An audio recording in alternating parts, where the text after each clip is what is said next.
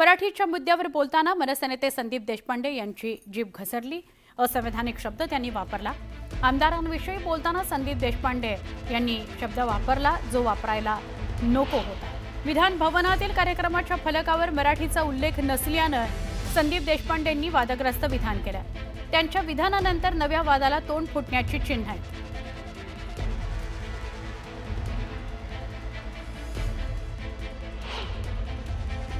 आज विधान भवनात एक कार्यक्रम पार पडलाय, राष्ट्रीय स्तरावरचा कार्यक्रम महाराष्ट्रात मुंबईत पार पडतोय। सगळे नेते मंत्री महोदय त्या ठिकाणी, पण त्याच्यावर असलेला जो बॅकड्रॉप आहे त्याच्यावर फक्त इंग्रजी आणि हिंदी या भाषेतच आशय आहे, मराठी भाषेतला आशय पाहायला मिळाला। मला वाटतं हेच तर दुर्दैव आहे। आणि सगळे जर शंड लोक तिथे बसले असतील तर मराठी माणसांनी करायचं काय? तर आपल्याला जो फलक दिसत होता त्या फलकामध्ये मराठी भाषा वापरली नव्हती आणि त्यावरून हा विषय सुरू झाला। देशपांडेंच्या वादग्रस्त विधानामुळे राजकीय वादाला तोंड फुटलं। दरम्यान सत्ताधाऱ्यांनी संदीप देशपांडेंच्या वक्तव्यावर सावध पवित्रा घेतल्याचं बघायला मिळालं। याला पार्श्वभूमी ही की सत्ताधारी मनसेला आपल्या सोबत घेण्याकरता उत्सुक आहेत, तशा चर्चा आणि तयारी सुरू आहे आणि त्यामुळे सावध पवित्रा घेतलेला आहे सत्ताधाऱ्यांनी। यावर कोणी उघडपणे बोललं नाही। संदीप देशपांडे यांनी शंढ हा शब्द वापरला आणि त्यामुळे नव्या वादाला तोंड फुटलेलं आहे। तिकडे विधान भवनामध्ये सगळे शंढ बसलेले आहेत आणि म्हणून कोणी आक्षेप घेतला नाही। मराठी भाषेत फलक लावलेला नाही यावर कोणी आक्षेप घेतला नाही असं त्यांनी म्हटलं। पण त्यांनी नंतर या विषयावर सारवासारव सुद्धा केली। मी कुठल्या व्यक्तीला उद्देशून हा शब्द वापरलेला नाही, तर तो एका वृत्तीविषयी शब्द वापरलेला आहे असं संदीप देशपांडे म्हणाले। त्याच्यावरनं मनसेने अशी हरकत घेतलेली आहे की मागे फ्लेक्स होता त्याच्यामध्ये हिंदी आणि फक्त इंग्रजी भाषेचा उल्लेख होता, मराठी मातृभाषेचा उल्लेख नव्हता आणि याच्यामुळं कुठला फ्लेक्स आपल्या कार्यक्रमाच्या पाठीमागे जे उभा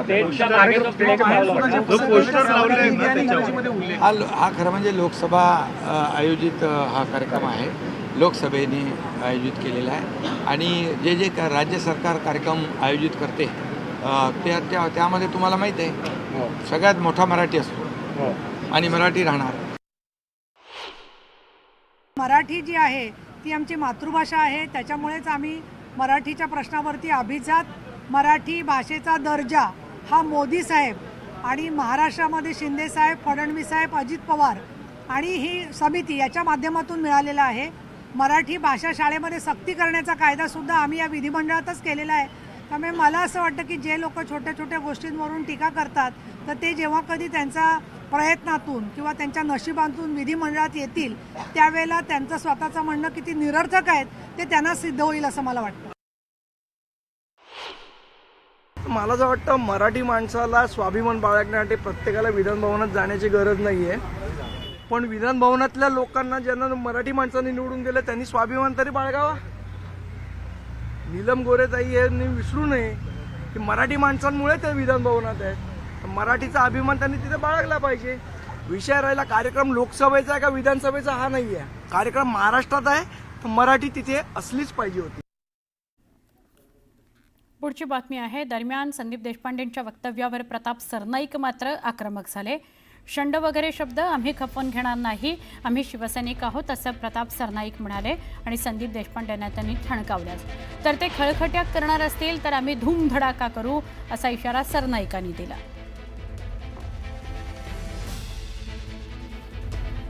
मराठीचा कोणीतरी आव आणून ह्याच्या त्याच्यावर आरोप करायचा आणि लोकप्रतिनिधींना शंड वगैरे म्हणायचं हे सहन आणि खपवून घेतलं जाणार नाही।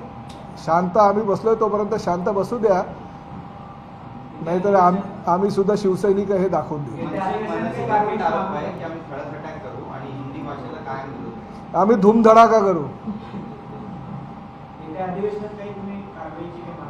बरोबर आहे, जर लोकप्रतिनिधींना कोणी शंड बनत असेल ज्याचा छोट्याशा सभागृहात जाण्याची हिंमत नाही आहे किंवा पात्रता नाही, तो जर सर्वोच्च सभागृहामध्ये जाणाऱ्या व्यक्तींना शंड म्हणत असेल म्हणजे मुख्यमंत्र्यांपासून 2288वा आमदार किंवा आमच्या विधान परिषदेतील 79 सगळे 78 सगळे सदस्य या सर्वांना जर शंड म्हणण्याची हिंमत कोणी दाखवत असेल तर त्याला त्याची जागा आम्ही दाखवू। संदीप देशपांडेंचं म्हणत आहे की मी जे बोललोय ते वक्तव्य योग्य आहे आणि यासाठी तुरुंगात जायची पण माझी तयारी ठेवा। दरम्यान वादग्रस्त वक्तव्यानंतर सुद्धा संदीप देशपांडे जे बोलले त्यावर ठाम राहिले. आरोप प्रत्यारोपानंतर संदीप देशपांडे वक्तव्यावर ठाम आहेत. जेलमध्ये जायची माझी तयारी असं म्हणतायत. हक्कभंगाला सुद्धा मी सामोरं जाईन असं ते म्हणाले.